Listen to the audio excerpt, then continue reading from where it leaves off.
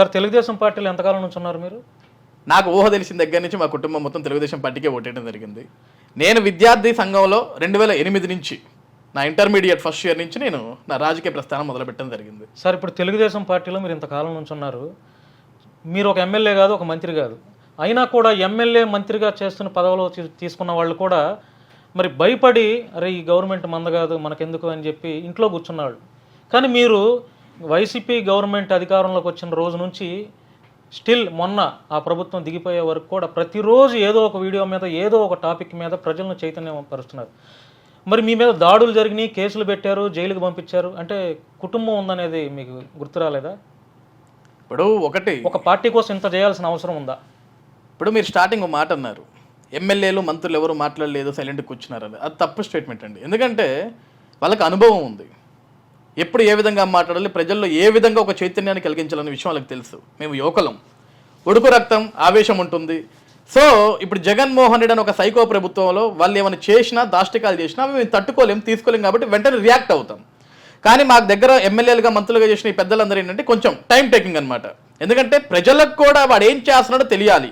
మనం వెంటనే రెస్పాండ్ అయిపోతే ప్రజలు ఓకే ఇదంట కదా అని సైలెంట్గా ఉండిపోతారు. కానీ మనం పడుతున్న బాధ అసలు నిజమా కాదా, జగన్ చేస్తున్న అరాచకమా కాదా అనేది ప్రజలకు కూడా తెలియాలి. కాబట్టి it will take some time. కాబట్టి పెద్దలు ఏంటంటే ఆలోచన నిర్ణయం తీసుకుంటారు. ఆ ఆలోచన కదా ఈరోజు మమ్మల్ని గెలిపించింది. ఈరోజు నిజంగా మమ్మల్ని వాళ్ళు కంట్రోల్ చేయకుండా మేము కూడా ఆవేశపడి ప్రతిరోజు ఏదో ఒకటి చేసుకుంటూ వెళ్ళిపోతే ప్రజలు మా మీద కూడా చిరాకు తెచ్చుకుంటారు కదా. ఈరోజు నేను ఎమ్మెల్యేని కాదు, మంత్రిని కాదు, ఇంకోటి కాదు, నేను సామాన్య కార్యకర్తని, తెలుగుదేశం పార్టీ జెండా మోసే కార్యకర్తని. నాకు ఆ జెండానే ఆ బలం. ఈరోజు కుటుంబం లేదా అంటే అఫ్కోర్స్ నా కుటుంబం ఉంది, కానీ ఆంధ్రప్రదేశ్ రాష్ట్రంలో తెలుగుదేశం పార్టీ జెండా మోసే ప్రతి ఒక్కళ్ళు నా కుటుంబ సభ్యులే. జగన్మోహన్ రెడ్డి ప్రభుత్వంలో అనేక మంది జెండా మోసిన కార్యకర్తలు, పార్టీ కోసం ప్రాణం పెట్టిన వ్యక్తుల్ని జగన్మోహన్ రెడ్డి ప్రభుత్వంలో వ్యక్తులు చంపేస్తే వాళ్ళకు కూడా కుటుంబాలు ఉన్నాయండి. చివరికి చంద్రయ్య ఒక బీసీ వ్యక్తి, బీసీ కుటుంబానికి సంబంధించిన వ్యక్తి, ప్రాణం పోతూ గొంతు తెగిపోతున్నా సరే జై తెలుగుదేశం అనే నినాదమే చెప్పాడు తప్ప జై జగన్ అని ఎక్కడ అనలేదు కదా. సో మాకు ఎలా ఉంటుందంటే మేము పార్టీని నమ్మామా, లేకుంటే పార్టీ పెట్టిన ఎన్టీ రామారావు గారిని నమ్మామా, లేకుంటే పార్టీ నడిపిస్తున్న చంద్రబాబు నాయుడు గారిని నమ్మామని కాదు. ఆ పార్టీ ఏ సిద్ధాంతాల కోసం పెట్టారో ఆ సిద్ధాంతం కోసం పనిచేస్తున్నాం. కాబట్టి ఈరోజు ఆ పార్టీని ఎవరు నడిపించినా సరే వాళ్ళకి ఇదే విధంగా మేము పరుగులు పెడతాం తప్ప వెనకడికి అయితే వేసేది లేదు. ఎస్ మా కుటుంబాలు ఉన్నాయి, అలాగే ధైర్యాన్ని చెప్తున్నాం మేము కూడా.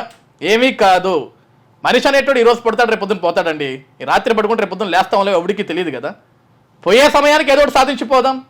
ఈరోజు తెలుగుదేశం పార్టీ కార్యకర్తగా ఇదే సాధించిపోదాం అనుకునే అఫ్కోర్స్ ఈరోజు సాధించాం. మేము 164 స్థానాలతో మేము సాధించాం. మళ్ళీ ఈరోజు చంద్రబాబు వల్ల కాదు అన్నారు, ముసలాడన్నారు, 73 సంవత్సరాలు ఏమి చేయగలడన్నారు. అపర చాణక్యుడు ఒక్కసారి ఏ అసెంబ్లీలో అయితే శపథం చేశాడో నేను మళ్ళీ ముఖ్యమంత్రిగా ఇందులో అడుగు పెడతానని ఆ శబ్దాన్ని నెరవేర్చుకున్నాడు. ఈరోజు అదే అసెంబ్లీకి వెళ్ళాడు. ఎవరైతే హేళన చేశారో ఈరోజు అదే అసెంబ్లీలో కనీసం ఆయన పూర్తి పేరును చెప్పుకునే దానికి కూడా తడబడే విధంగా వెళ్ళిపోయాడు. ఈరోజు అసెంబ్లీలో రాడు, ఈ 5 ఏళ్ళు రారు.